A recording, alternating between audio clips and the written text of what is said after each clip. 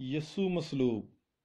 और लोग खड़े देख रहे थे, और सरदार भी जो ठट्ठे मार मार कर कहते थे कि इसने औरों को बचाया, अगर ये खुदा का मकबूल अल मसीह है तो अपने आप को बचाए।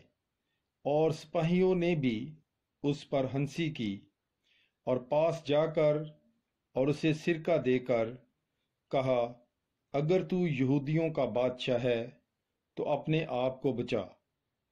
और उसके ऊपर यूनानी, लातीनी और अब्रानी हरूफ में एक किताबा लगाया गया था कि ये यहूदियों का बादशाह है।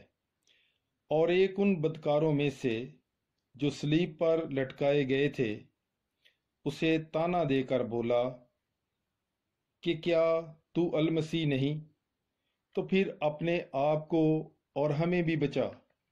लेकिन दूसरे ने झिड़क कर जवाब में कहा, क्या तू अब भी खुदा से नहीं डरता, हालांकि उसी सजा में गिरफ्तार है।